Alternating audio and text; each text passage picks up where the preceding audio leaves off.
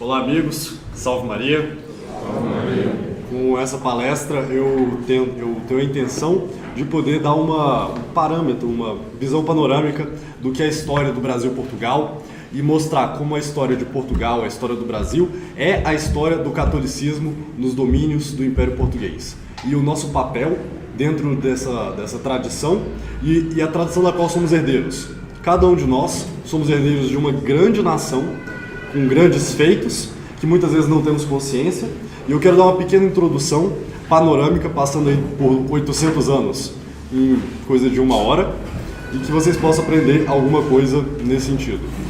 O projetor que eu consegui não é dos mais fortes, mas o link dos slides da conferência, eles estão nos grupos. Então, se vocês puxarem pelo celular, nos grupos sede-vacantistas que nós estamos, vocês vão conseguir acompanhar melhor. Tudo bem? Muito bem. Eu pretendo passar a história do Brasil e Portugal entremeando com os Lusíadas. Os Lusíadas foi um livro escrito por Camões e ele é simplesmente a nossa Ilíada, uma Ilíada portuguesa. Um grande livro que conta todos os grandes feitos de Portugal, da fundação até as grandes navegações. Cessem do sábio grego e do troiano as navegações grandes que fizeram. Cale-se de Alexandro e de Trojano a fama das vitórias que tiveram. Que eu canto o peito ilustre lusitano, a quem Netuno e Marte obedeceram. Cesse tudo o que a musa antiga canta, que outro valor mais alto se alevanta. Vós, tenro e novo, ramo florescente de uma árvore de Cristo mais amada, que nenhuma nascida do ocidente, cesárea ou cristianíssima chamada. Vede-o no vosso escudo, que presenta a vós mostra a vitória já passada, na qual vos deu por armas e deixou, as que ele para si na cruz tomou. A vocação de Portugal é evangelizar o mundo inteiro. Pode passar para o segundo slide, por favor. Muito bem. Portugal ele surge no contexto da Reconquista Ibérica. Os mouros, os muçulmanos, os maometanos, eles ocuparam a Península Ibérica logo no primeiro milênio e ali ficaram até a total reconquista. E a luta de reconquista foi a luta de expulsão dos mouros, dos maometanos, de volta para sua terra, que é lugar nenhum, e de reconquistar a Europa, que a Europa é cristã, a Europa é católica. E bem, nisso, aquela região da Península Ibérica, onde hoje é Portugal e Espanha, era chamada de Espanha. Aquilo ali tudo era Espanha. E Dom Afonso Henriques, o fundador de Portugal, ele recebe do rei espanhol o condado portucalense. E ele recebe porque ele fez grandes feitos em batalhas. E numa dessas batalhas, depois que ele recebe o condado portucalense, aí ele é incumbida a missão de reagir a um ataque surpresa dos maometanos. Um ataque que não era esperado. Eles estavam numa proporção de 10-1. 10 maometanos, 10 muçulmanos contra um português. Uma batalha absolutamente impossível de ser vencida. Então, Dom Afonso Henriques, fundador de Portugal, homem profundamente católico, na véspera da batalha, ele se ajoelha na sua tenda e vai buscar Deus. E Cristo aparece em pessoa para ele, dizendo que dará a vitória, dizendo a bandeira pela qual Portugal deveria lutar e que ele seria consagrado rei.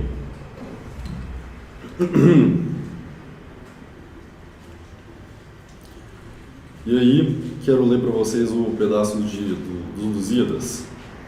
Mas já o príncipe Afonso aparelhava o lusitano exército ditoso contra o mouro que as terras habitava. Dalém do claro tejo deleitoso, já no campo de Ourique se assentava. O arraial soberbo e belicoso, defronte do inimigo sarraceno, posto que em força e gente tão pequeno. Em nenhuma outra coisa confiado, senão no sumo Deus, que o céu regia, que tão pouco era o povo batizado, que para um só, 100 mouros haveria. Julga qualquer juízo sossegado, por mais temeridade que ousadia, cometer um tamanho ajuntamento que para um cavaleiro houvesse 100, ou seja, 100 mouros para um português. Um absurdo completo. Só fariam isso se estivessem respaldados por Cristo.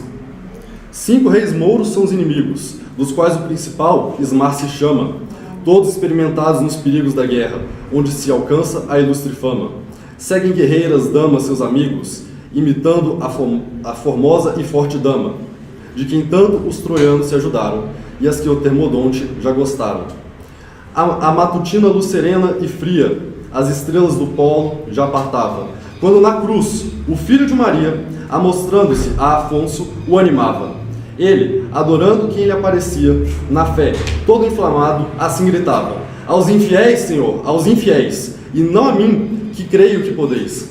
Dom Afonso Henriques, quando vê Cristo, a primeira coisa que ele pensa: apareçam aos mouros, apareçam aos maometanos, para que eles se convertam, para que não precisemos derramar o sangue dos nossos inimigos, para que eles se convertam e venham a Cristo. E bem, Cristo diz que a eles já estão condenados, porque eles escolheram a traição, eles escolheram ser inimigos de Cristo. Vamos continuar. Com tal milagre, os ânimos da gente portuguesa inflamados levantavam por seu rei natural esse excelente príncipe, que do peito tanto amavam. E diante do exército potente, dos inimigos gritando o céu tocavam, dizendo em alta voz: real, real, real, por Afonso, alto rei de Portugal. Esse rito real, real, real, de 1200, do século 1200, ele foi gritado até o fim do Império Português. Todos os reis e imperadores portugueses e brasileiros foram aclamados com o rei real, real, real. Por Afonso, alto rei de Portugal, Dom Pedro e tantos outros. Muito bem. Aqui nas imagens, vocês conseguem ver no slide 2, Dom Afonso Henriques saindo da tenda que encontra Cristo. No alto dos slides que vocês estão acompanhando, a cruz de Cristo, a batalha, a quantidade imensa de mouros e ele, olhando a Cristo. E isso é muito interessante porque Dom Afonso Henriques ele fez um juramento solene para o bispo, dizendo o que ele viu naquele dia. Esse é um documento registrado, porque as pessoas começaram a achar que poderia ser uma história mitológica, uma história que ouviram dizer, mas não, ele foi e escreveu. Gostaria de ler para vocês e continuar comentando. Eu, Dom Afonso, rei de Portugal, vi a Deus, nosso Senhor Jesus Cristo, posto em uma cruz nesta forma. Eu estava com meu exército nas terras de Alentejo, no campo de Ourique, para pelejar com Ismael e outros 4 reis dos mouros, que tinham consigo infinitos milhares de homens. Tinha um livro na minha tenda. Abri-o e li nele a vitória de Gedeão. E disse ante mim: vós sabeis, Senhor Jesus Cristo, que por vosso amor faço esta guerra contra vossos inimigos. Gideão também foi um que lutou em grande desvantagem, e o Senhor deu a ele a vitória. Vós sabeis, Senhor Jesus Cristo, que por vosso amor faço esta guerra contra vossos inimigos, e que na vossa mão e esta dar-me-á a minha fortaleza para que vençamos aqueles blasfemadores de vosso nome. Logo então vi um velho que se vinha para mim e dizia: Afonso, confia, porque viverás e desbaratarás estes reis, e quebrantará os seus poderes, e o Senhor se te há de mostrar. Vencerás, vencerás e não serás vencido. Já na segunda vigília da noite, ao ouvir, então armado com a espada e escudo, saí do arraial, e vi subitamente para a parte direita, contra o oriente, um raio resplandecente, e o resplandecer crescia pouco, e um pouco mais. E quando parte, pus os olhos com eficácia, logo no mesmo raio, mais claro que o sol, vejo o sinal da cruz, e Jesus Cristo nela crucificado. Vós a mim, Senhor, porque a quem já crê em vós, quereis acrescentar a fé? Melhor seria que nos vejam os infiéis e creiam, e não eu, que com a água do batismo vos conheci, e conheço pelo verdadeiro Filho da Virgem e do Padre Eterno. A profunda piedade de Dom Afonso Henriques. Não te apareci desta maneira para te acrescentar a fé, disse Jesus Cristo, mas para fortalecer o teu coração neste conflito, e para estabelecer e confirmar sobre firme pedra os princípios do teu reino. Veja, os princípios do teu reino. Esse princípio que vai perdurar durante toda a história de Portugal, todos os 800 anos. Confia, Afonso, porque não somente vencerá estas batalhas, mas todas as outras, em que pelejares contra os inimigos da cruz. Todas as batalhas que tu lutares contra o inimigo da cruz, sendo tu o amigo de Cristo, tu vencerás. Peço-te que com o nome de rei entres nesta batalha. Fabricarás o teu escudo de armas com a divisa do preço com que eu comprei o gênero humano e com que eu fui comprado dos judeus. Aqui, vamos mostrar rapidamente o slide. Pode passar o slide, por favor. Mais uma. Aqui. Vou ler esse pedaço para vocês. Pelo que mando a meus sucessores que tragam por divisa e insígnia 5 escudos partidos em cruz, por amor da cruz e das 5 chagas de Jesus Cristo, e em cada um 30 dinheiros de prata. E essa será a divisa da nossa nobreza, em toda a nossa geração. E se alguém, algum dia, atentar a alguma coisa, seja maldito do Senhor e com Judas, traidor, atormentado no inferno. Então, nosso Senhor Jesus Cristo revela a Dom Afonso Henriques a bandeira de Portugal. Esse é um dos modelos, e são 5, vocês vejam, 1, 2, 3, 4, 5, 6. São 5 escudos em formato de cruz, e nós contamos os escudos assim. E cada um deles vai ter a quantidade equivalente às 30 moedas de prata. Portanto, Portugal tem a possibilidade de servir a Cristo e as suas 5 chagas, de servir e evangelizar todo o povo, todo o mundo, ou então de se juntar a Judas, ao diabo e ser o inimigo da cruz. Essa é a vocação, é a bênção e também a maldição de Portugal. Benditos que te abençoarem, malditos que te amaldiçoarem. Algo nessa natureza. Volta um slide, por favor, Felipe.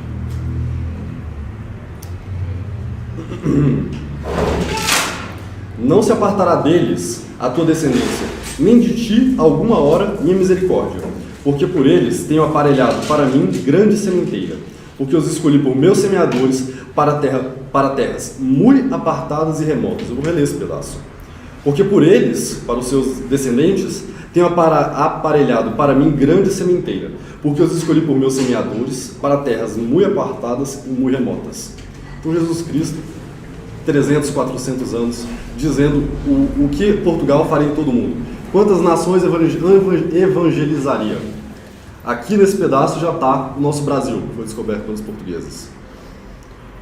E bem, essa batalha de Ouriques foi travada no dia de São Tiago Matamoros, que é o fundador da Espanha, e ele tem esse nome, São Tiago Matamoros, é o São Tiago Apóstolo, porque muitas e muitas vezes o próprio São Tiago foi visto de modo milagroso, aparecendo em batalhas, e ele mesmo matando vários mouros, que é uma coisa muito legal, interessante e engraçada, né? O próprio apóstolo matando. Pois bem, Dom Afonso Henriques nasceu no dia de São Tiago Matamoros, e a batalha de Ouriques foi no dia do aniversário dele, no dia de São Tiago Matamoros.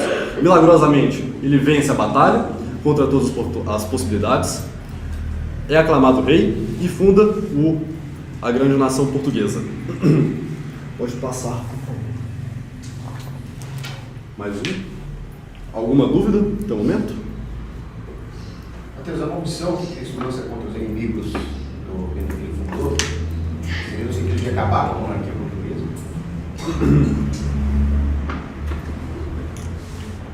Seria no sentido de que aqueles monarcas que forem fiéis a Cristo permanecerão como monarcas, e os que não forem fiéis a Cristo não permanecerão como monarcas. Isso aconteceu mais de uma vez na história de Portugal, na história do Brasil também, que é o sucessor. Aqui, na história do Brasil, podemos ressaltar Dom Pedro II, que covardemente perseguiu o bispo Dom Maria Vital, participou mais ou menos como São Paulo, vendo o martírio de Estevão, viu também o martírio de Dom Vital. Então, o que aconteceu com ele, o Cogos? Logo ele perde a sua coroa. E bem, a geração que funda Portugal, a dinastia que funda Portugal, a dinastia que se consolida em Avis, não é a dinastia que mais prospera Portugal, porque em determinado momento perdem a fé. E outros que mantêm a vocação verdadeira de Portugal reassumem a coroa. Nós vamos chegar nesse ponto já já.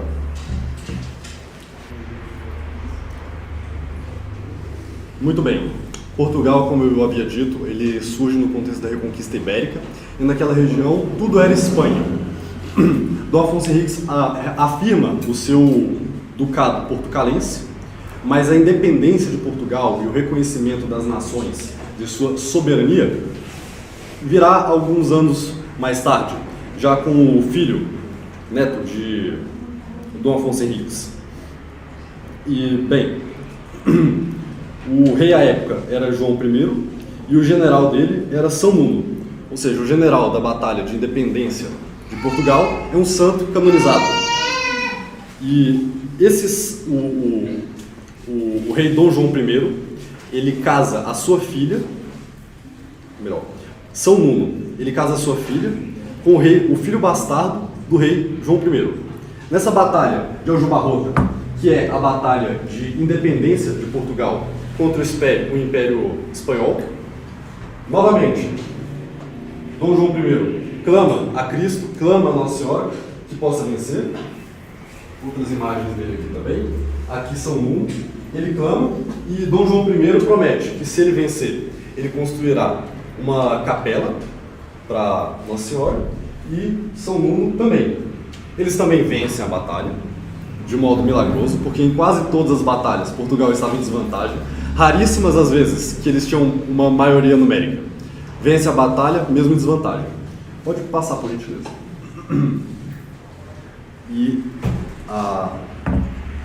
essa aqui da esquerda é a igreja que Dom João I constrói em agradecimento à promessa, e aqui São Nuno constrói. Estou mostrando isso para vocês verem que a história de Portugal é repleta de sucessos militares e também de uma devoção profunda. Como eu dei o início, a dinastia de Avis, ela tinha a bênção inicial e ela foi perdida por conta da infidelidade dos sucessores. Mas quando o general São Nuno casa a sua filha com o filho bastardo do rei Dom João I, funda-se a dinastia de Bragança, a Casa de Bragança. E vocês vejam que o fundador da Casa de Bragança é um bastardo do rei. Isso vai ser um pouco importante aqui para frente.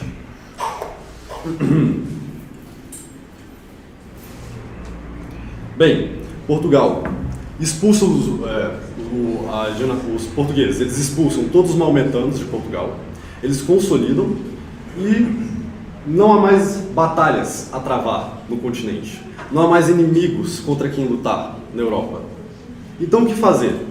O que um povo acostumado à guerra, um povo piedoso, um povo que foi fundado batalhando com a espada para proclamar a cruz de Cristo, vai fazer? E aí Camões, nos Lusíadas, faz esse verso que é muito bonito. Não sofre o peito forte, usado à guerra, não ter inimigo a quem faça dano. E assim, não tendo a quem vencer na terra, vai acometer as ondas do oceano. Esse é o primeiro rei que se desterra da pátria, por fazer que o africano conheça, pelas armas, quanto excede a lei de Cristo, a lei de Mafamédia, a lei de Maomé. Então, muito bem. Aí vem a ínclita geração. A ínclita geração é uma expressão que Camões cunhou, os Lusíadas. Por quê? Porque os portugueses queriam lutar, eles queriam expandir a fé, mas já não era mais no continente. E aí eles pensaram, bom, se aqui na nossa casa não há mais inimigos, por que nós não invadimos o terreno do inimigo e vencemos lá o inimigo? E proclamamos lá a cruz de Cristo? Na época, no período medieval, ser um cavaleiro era uma grande honra. Mas para você ser um cavaleiro, você precisava de algum feito militar, porque senão ninguém valorizaria o teu título. Tu és cavaleiro e nunca travou uma batalha? Não era assim que funcionava. E eles quiseram, os filhos do rei quiseram lutar na África. Então, no norte da África tem um pontinho, uma cidade chamada Ceuta, que era de posse muçulmana. E por ali passava muito comércio. Então era uma importante fonte de renda para os maometanos, que atrapalhava muito os católicos, porque os maometanos não facilitavam a vida dos católicos naquela rota. Então, tomando Ceuta, eles pensaram, nós expulsaremos os maometanos de lá e nós vamos facilitar o comércio católico. Uma visão de crescimento e expansão da fé. Bem, eles invadem Ceuta, novamente com menos homens, em desvantagem. Eles, de modo muito sorrateiro, vencem, eliminam a todos e tomam essa antiga mesquita. Olha que coisa legal. Eles tomam a mesquita, reformam a mesquita, fazem disso uma basílica e são feitos cavaleiros na basílica que eles tomaram. na mesquita que eles se converteram, para ver como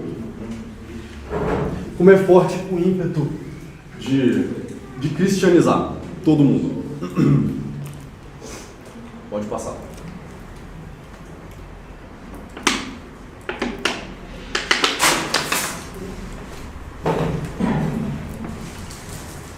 Muito bem. Então, na nossa linha do tempo, aqui estamos mais ou menos no ano 1400. Portugal acaba de expandir os seus domínios para além do continente, acaba de atravessar o mar entre a Europa e a África, já dá seus primeiros passos nas navegações e conquista seu primeiro território fora de Portugal. Como expandir a fé? Se não há mais terra. Se não há mais terra, iremos por mar. Então Portugal começa algo que nunca antes foi feito na história da humanidade, algo completamente revolucionário, inovador, que são as grandes navegações. Nós não temos noção do que é o feito hoje, porque a gente pega um avião, independente do que aconteça, e atravessa o mundo em 12, 20 horas. Na época não era assim, e não se conhecia o mundo europeu não conhecia nada além do Cabo Bojador, de início. Aqui para mostrar. Ceuta é bem aqui, no norte. Esse é o Cabo Bojador, que por conta das correntezas, nunca antes ninguém havia passado, porque ele faz a coisa de um jeito que ele sempre joga de volta para a costa e eles não conseguiam romper.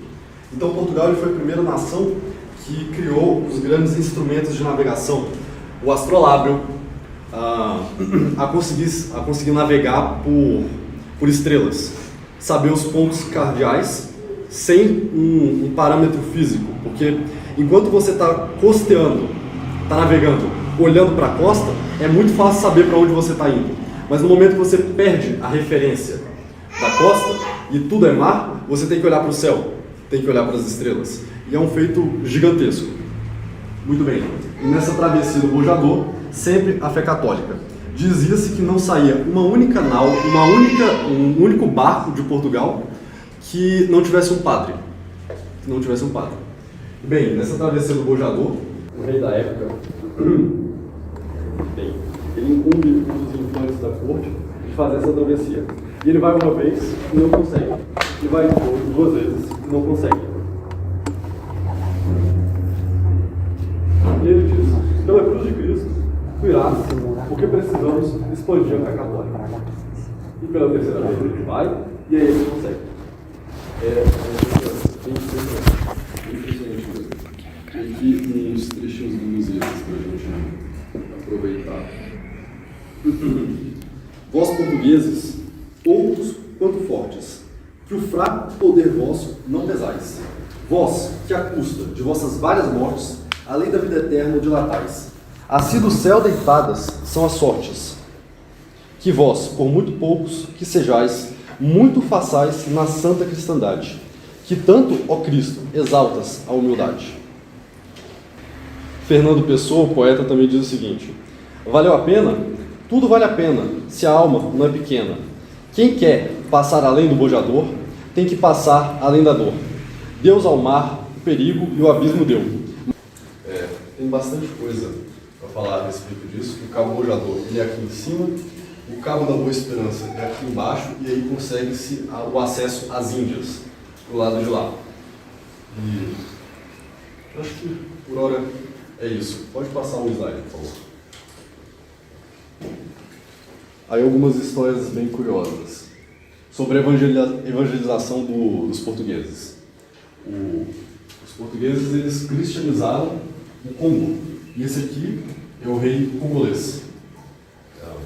Os missionários jesuítas. Eles estiveram no Manaus e começaram a entrar no rio e foram, até que encontraram um povo. Aí esse povo achou estranho, eles começaram a conversar, converteram esse povo e tornou o reino congolês católico.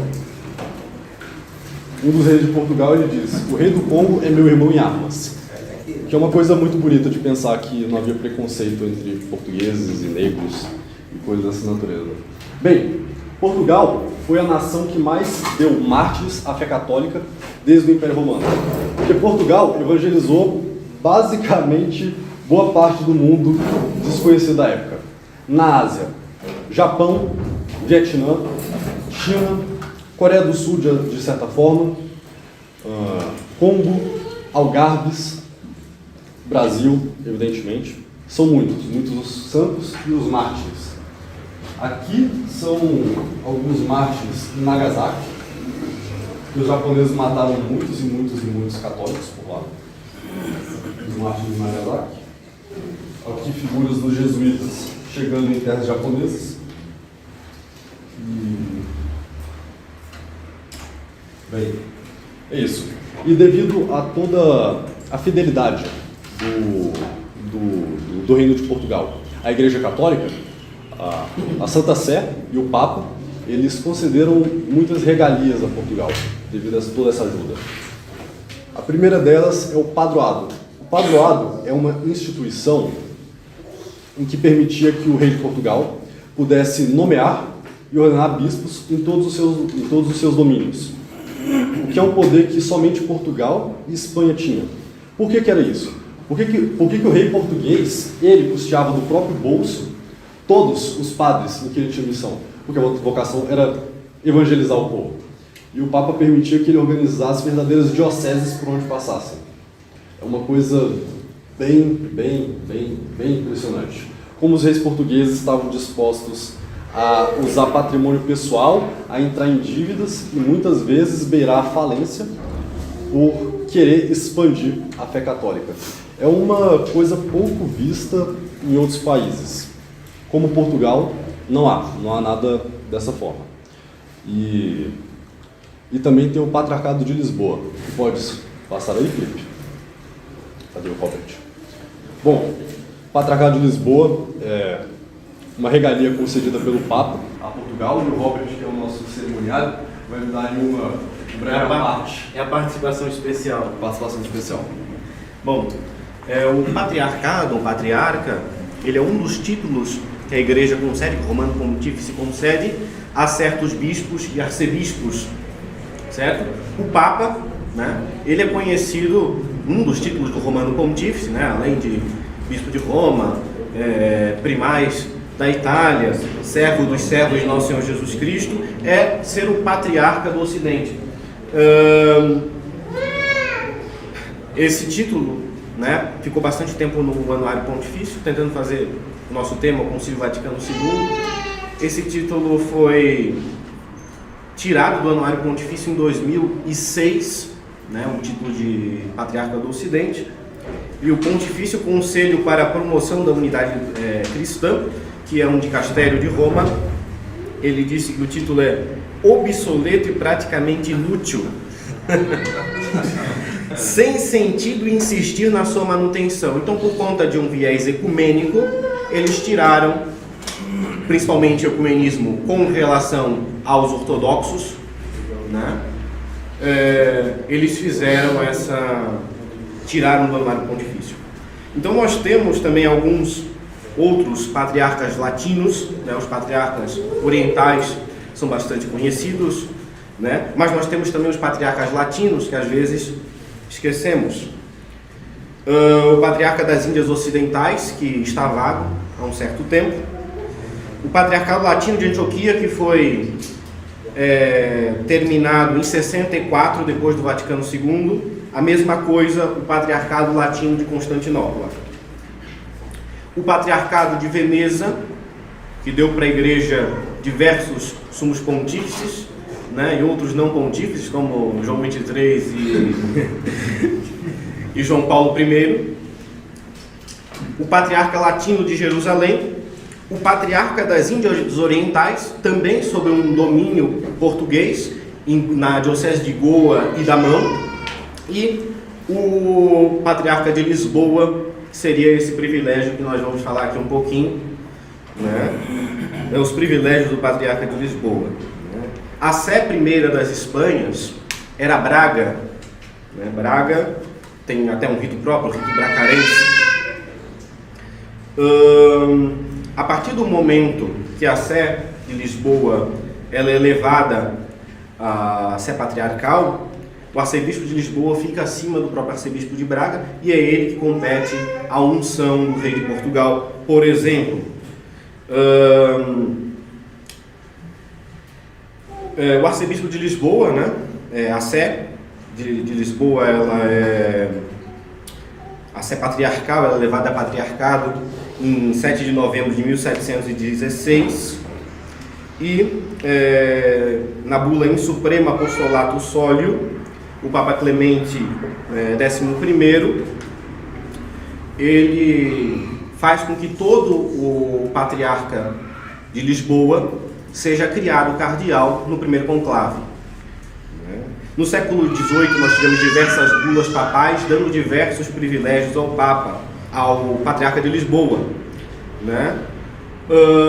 No século XIX, uma questão tratando um pouquinho sobre Dom Pedro II, do Brasil, Dom Pedro IV de Portugal.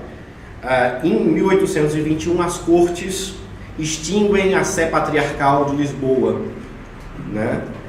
O Papa Leão XII, Leão XII, ele defende numa bula, defende que essa sé continue ainda em vigor. Dom Pedro IV, Dom Pedro I, Dom II do Brasil, extingue de fato a Igreja Patriarcal.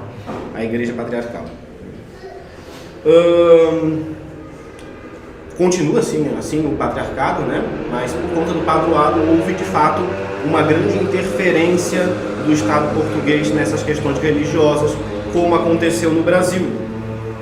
As coisas de fato só vão melhorar um pouco com o cardeal Dom Manuel Cerejeira, que é bastante famoso. Ele conseguiu arrumar os seminários em Portugal, a sé e tudo mais. Bom, o patriarca de Lisboa, ele tem dignidades assim que nenhum outro patriarca tem.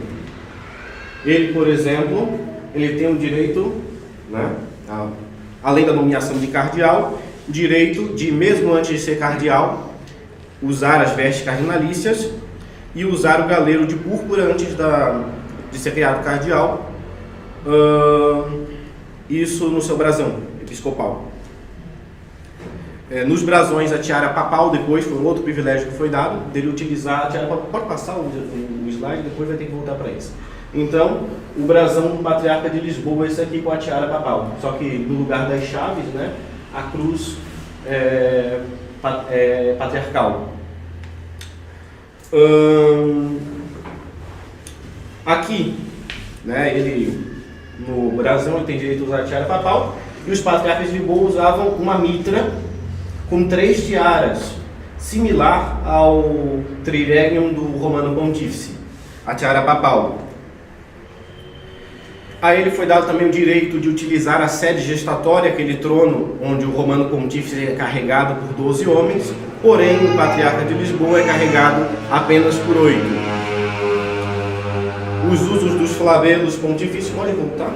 Aí volta, não assim. O patriarca de Lisboa, em questão de dignidade, é quase um mini-papa. Ele é quase um mini-papa. Ele tem tudo que o papa tem. Tudo que o papa tem. Quantidade. Então aqui não dá de ver muito bem aqui nas fotos, mas quem tem ali o slide pode ver. Aqui os flabelos pontifícios, aliás, esse aqui o Papa deu 2 dos seus flabelos para o patriarca de Lisboa, foi uma doação do Romano Pontífice.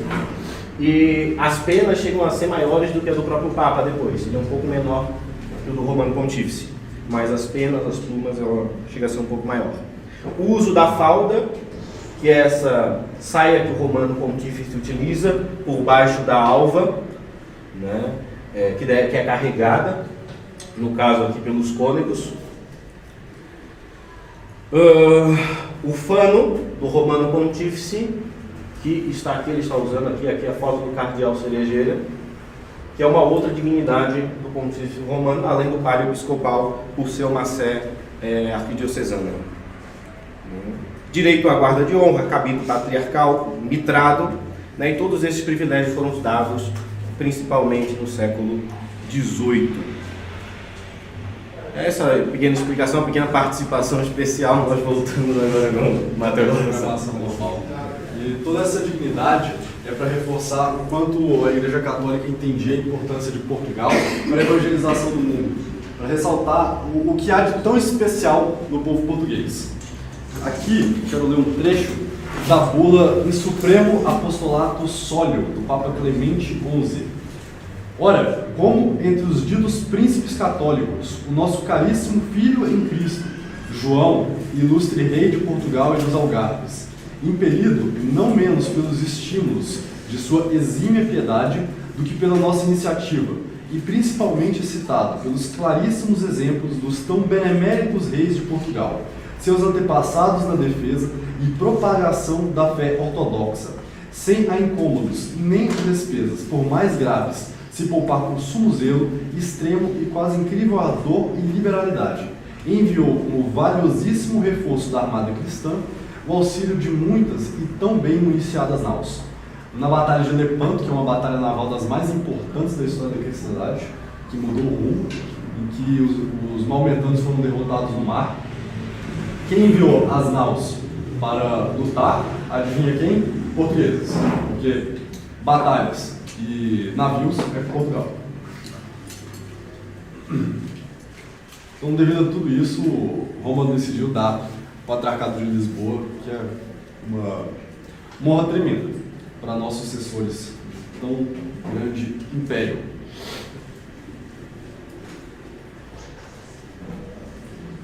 Mais um pouco de Lusíadas.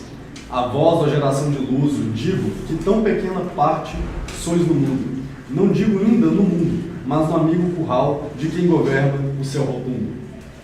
Vós, a quem não somente algum perigo estorva conquistar o povo imundo, mas nem cobiça ou pouca obediência da madre que nos céus está em essência. Felipe, pode passar para a gentileza.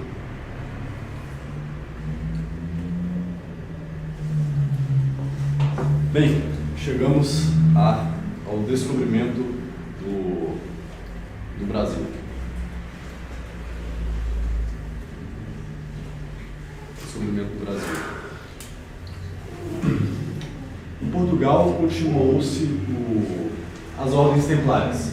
As ordens templárias elas foram extintas devido a controvérsias que não dá para a gente entrar no momento, mas os reis portugueses disseram: nós queremos continuar propagando a fé e o que dá para a gente fazer? Aí o Papa disse: olha, a gente volta a fundar as ordens templárias, mas com outro nome. Então, com o nome de Cavaleiros da Ordem da Santa Cruz. Então, os Cavaleiros da Ordem da Santa Cruz chegam até o Brasil e o primeiro ato público nessa terra tão gloriosa é uma missa. E nessa missa algumas coisas muito interessantes acontecem. Quando os portugueses desembarcam, eles têm uma boa relação com os nativos, eles são bem recebidos, apesar de acharem estranho, mas quando eles veem os padres, eles começam a sorrir e olhar entre si, e um dos pajés, os líderes das tribos, fazem assim: eles, céu. Eles apontam para o céu. Que de algum modo eles conheciam. Então os portugueses, junto com os índios, eles vão até a mata e cortam junto algumas madeiras para fazer a cruz da Santa Missa, da primeira missa. E aí tem essa imagem belíssima da primeira missa sendo celebrada no Brasil. Vejam, o nosso batismo é uma missa. Que outra nação do mundo foi fundada com uma Santa Missa? É uma honra mesmo para poucas nações. E algumas coisas muito interessantes acontecem aqui. O padre São José de Anchieta, que é o apóstolo do Brasil, ele, quando está nessa terra, ele está contando a história dos apóstolos. Ele conta a história do apóstolo São João, do apóstolo São Pedro, São Paulo, e eventualmente ele fala de São Tomé. E aí ele vê que os índios gritam e bagunçam e fazem uma alegria. Aí ele pergunta o quê? Aí eles falam: esse aí nós conhecemos. Aí ele falou: como assim? Não, os nossos pais antepassados já nos falaram desse São Tomé. Ele veio aí e ele falou desse Deus de vocês. E ele pensou que era uma coisa assim, da cabeça do índio, confundido com alguma divindade da macumba deles ali. E, bem, mas o padre São José de Anchieta viajou o Brasil inteiro. E ele descobriu relatos muito parecidos do norte ao sul do país. E eventualmente os índios levaram ele até uma pegada. E eles falaram que essa pegada era de São Tomé. O que aconteceu? São Tomé, uma certa vez, foi evangelizar uma tribo indígena. Os índios rejeitaram São Tomé e perseguiram São Tomé.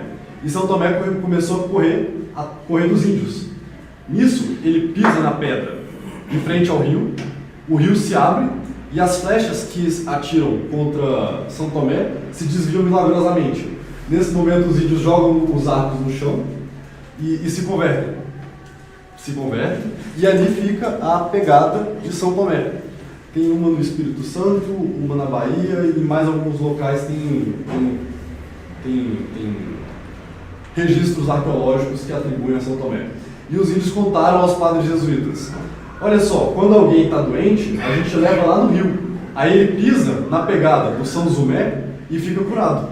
Olha que coisa inacreditável, né? Na América tem muitas histórias assim. Dom Bosco, ele teve algumas visões.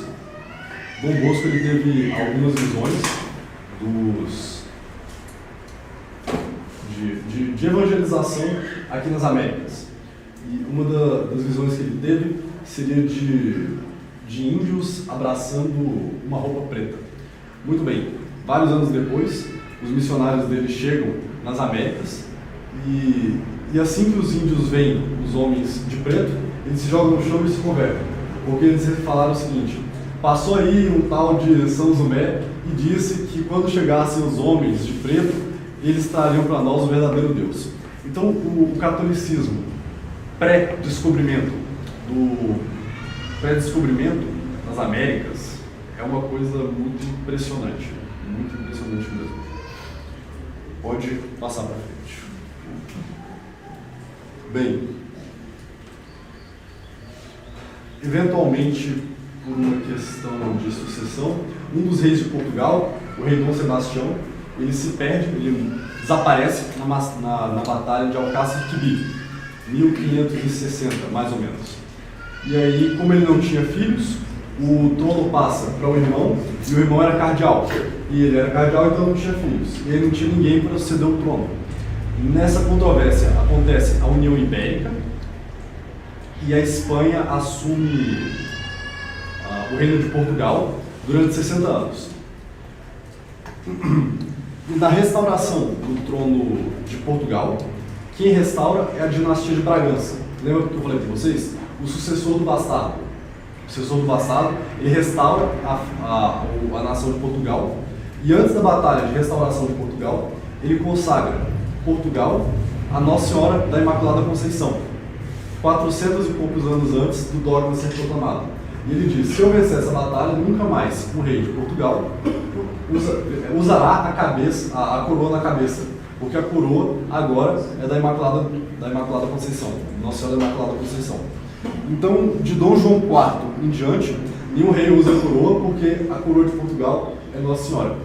Tem um trecho para ler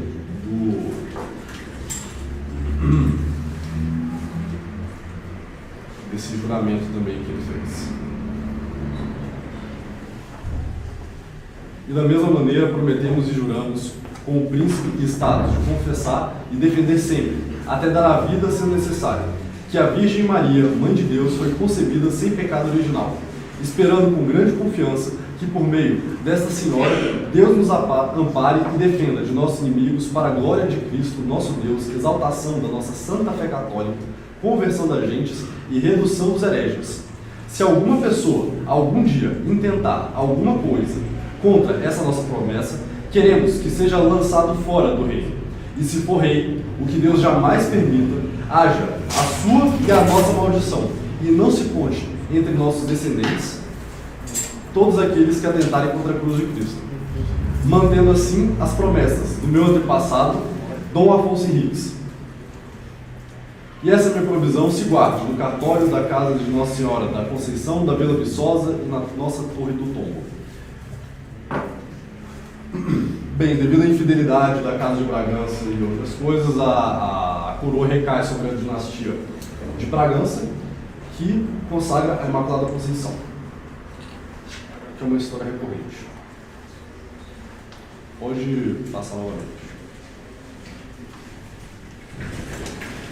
Algumas histórias de Santos, umas batalhas aqui no Brasil. Quando Dom João VI vem para o Brasil, ele sai de Portugal, ele pede que Santo Antônio o ampare. E quando ele chega ao Brasil em segurança, ele faz de Santo Antônio oficial do Exército Brasileiro. E ele recebia um soldo que era administrado por uma paróquia, e todo ano eles usavam esse dinheiro para a festa de Santo Antônio. E tem algumas histórias que durante as guerras aqui no Brasil, da Reconquista Ibérica, os protestantes holandeses invadiram o Rio de Janeiro.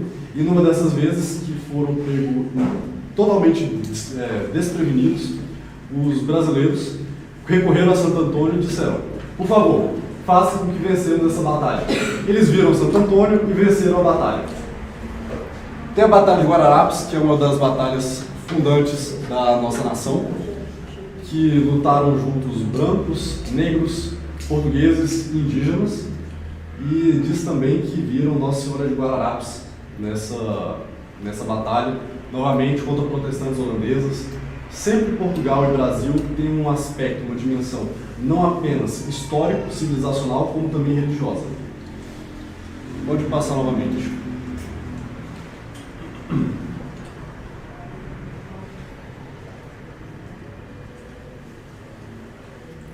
Bom.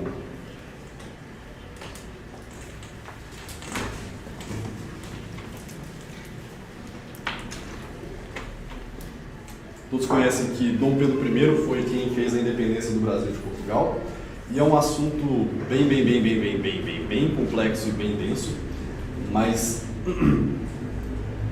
resumidamente, quando ele volta a Portugal, ele vai lutar contra seu irmão, Dom Miguel. Dom Miguel, que é conhecido como tradicionalista, como aquele que tentou refundar o reino de Portugal aos moldes católicos tradicionais.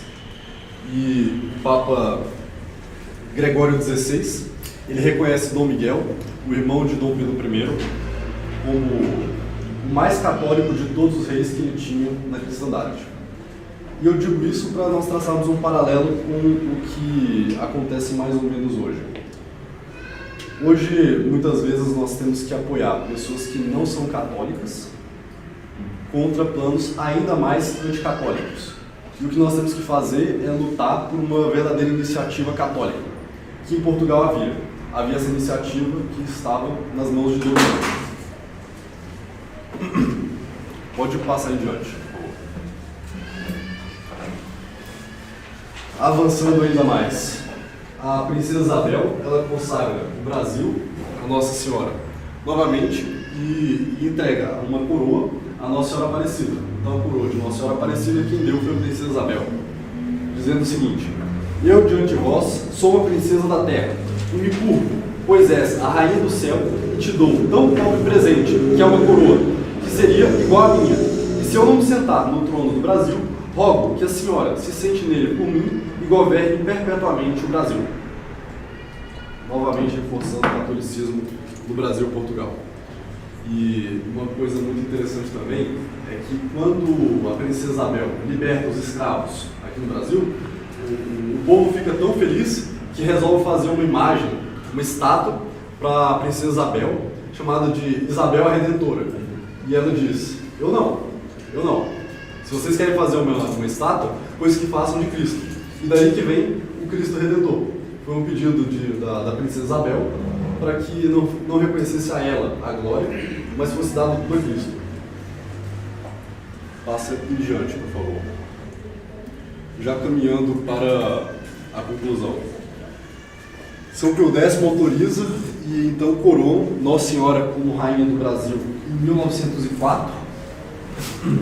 Foi a primeira vez que o Santuário de Aparecida reuniu cerca de 15 mil pessoas, 12 bispos e centenas de sacerdotes para a coroação da imagem de Nossa Senhora. Mais adiante, por favor. Em Fátima, 1917, Nossa Senhora disse: em Portugal sempre se conservará o dogma da fé. E é uma afirmação difícil de entendermos quando você olha para Portugal do jeito que está hoje. Portugal isolada do seu fruto, de todos os seus domínios. Porque Portugal hoje tem um governo socialista, um governo liberal, e não parece que é de lá que vai vir a restauração. Mas o Brasil também é Portugal. Monsenhor Dola acreditava que parte dessa promessa, dessa afirmação de Nossa Senhora em Fátima, se cumpriria no Brasil. Que no Brasil se conservará sempre o dogma da fé. E algumas coisas aqui do Brasil e Portugal são muito interessantes. Por exemplo, nós temos um bispo, coisa que poucas outras nações nesse continente e no mundo têm. De Portugal, um dos únicos bispos que não assinou as atas do Concílio Vaticano II foi o bispo português. Muitos brasileiros aqui fizeram uma oposição ferrenha contra o Vaticano II, dentre eles do Antônio, Gustavo Corsão, mais alguns outros brasileiros escreveram coisas interessantes. O Brasil, em 1930, foi consagrado a Nossa Senhora por Getúlio Vargas. Em 1964, pouco depois da tentativa do golpe militar dos comunistas, os generais eles consagram Nossa Senhora Generalíssima do Brasil, 15 de agosto de 1967. Então os militares reconhecem Nossa Senhora como Generalíssima do Brasil. Outra pessoa importante na história contra o Vaticano II foi o Monsenhor Tuc, que era um bispo vietnamita, e o Vietnã foi cristianizado por portugueses, jesuítas portugueses, então há também no Monsenhor Tuc alguma influência católica portuguesa.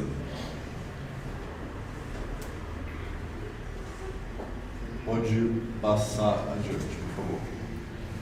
Duas aparições, brevemente, aqui no Brasil, de Nossa Senhora. Nossa Senhora de Simples, em 1930, e Nossa Senhora das Lágrimas, em 1936. Nossa Senhora do Simbre, em Pernambuco, e Nossa Senhora das Lágrimas, em Campinas.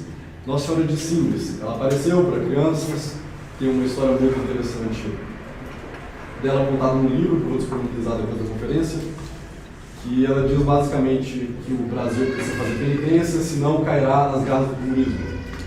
E Nossa Senhora das Lágrimas, em Campinas, em 1936, ela diz a mesma coisa, basicamente, façam penitência, porque o Brasil é meu, e poró, porém, penitência para o Brasil não cair nas garras do comunismo.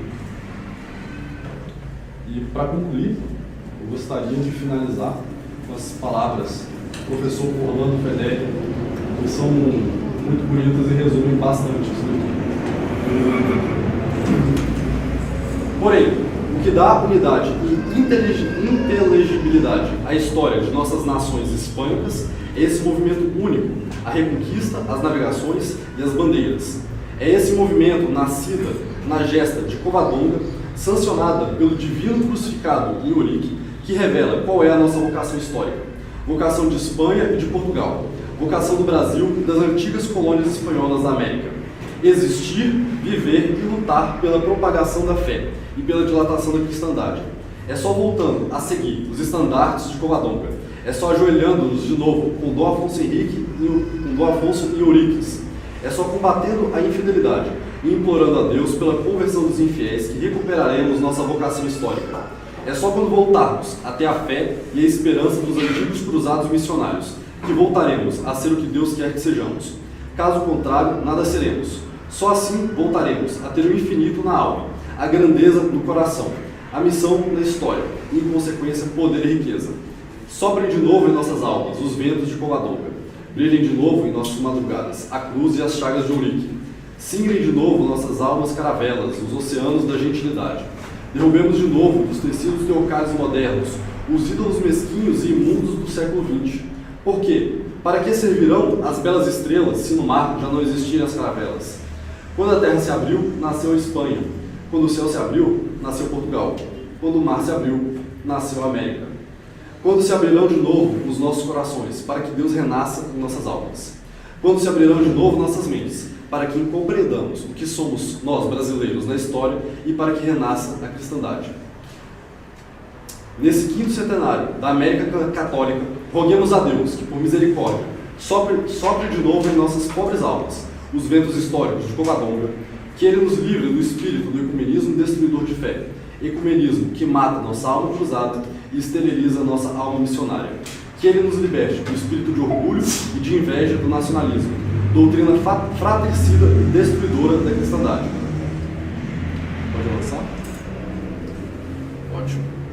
Então, nós somos católicos, nós viemos de uma tradição de um povo que batalhou todas as batalhas para expandir a cruz de Cristo. E nós, como sucessores do Império Brasileiro Português, temos essa mesma missão. É isso que eu tinha para apresentar para vocês. Muito obrigado a todos.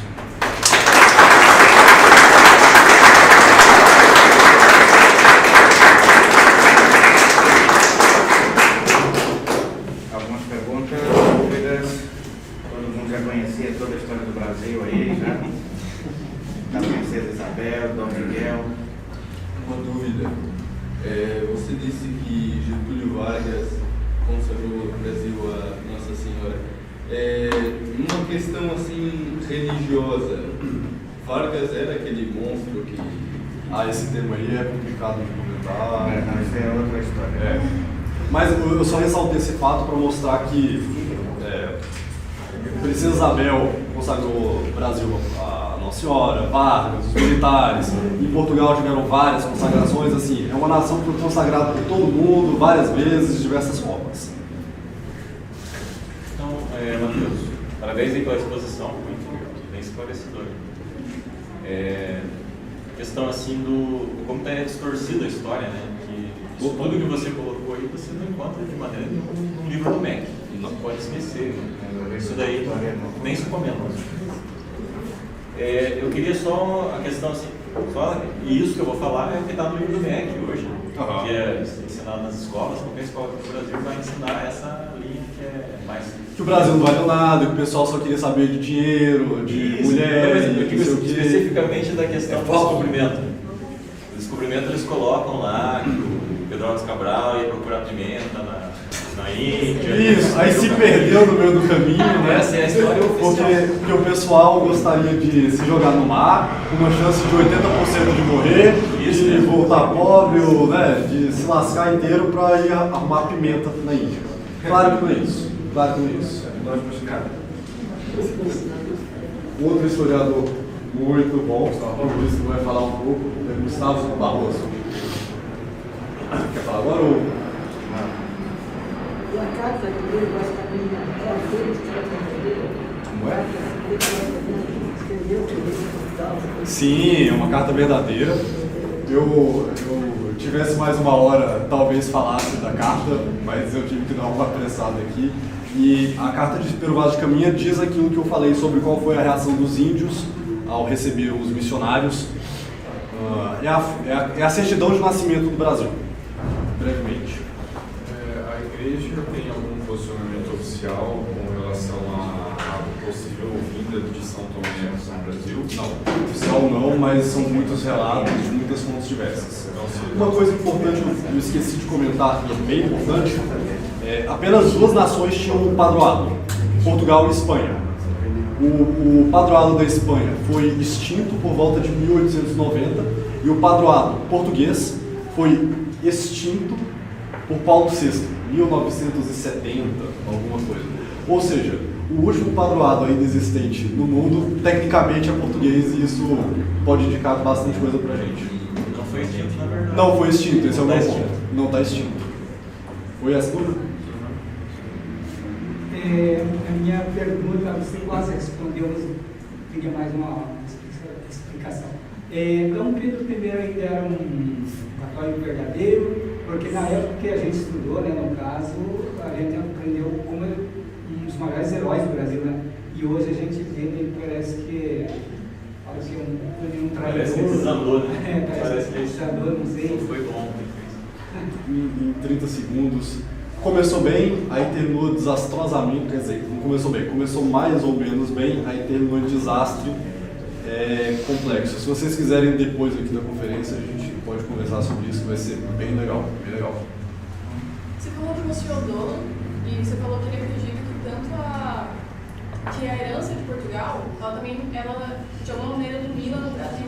Você podia dissecar um pouco mais disso? Por que eu acho que você acredita nisso também? Por que você acredita que isso também é uma herança brasileira, não só de Portugal? Como se tivesse uma consubstancialização de Portugal com o Brasil. Bom ponto. O problema da independência brasileira é que a independência não foi feita porque Portugal era uma nação opressora, como tudo isso que estamos mostrando. Então era uma nação profundamente católica. E ao fazer a secessão do Império Português, nós nos separamos da nossa tradição lusitana, da nossa tradição católica europeia. E, bem, eu não concordei com a independência do Brasil, Dom Pedro não me perguntou o que eu achava na hora de fazer a independência. Né? Na época, o rei era Dom João VI. O rei dos meus antepassados era Dom João VI, não deixou de ser Dom João VI porque isso mudou na cabeça do filho dele. Então, eu vejo o Brasil, o verdadeiro Brasil, que é esse Brasil que eu tentei apresentar aqui na conferência, como o Brasil que não se tornou independente de Portugal. O Brasil que existe em Dom João VI, que existiu também em Dom Miguel. Alguma outra pergunta? É isso?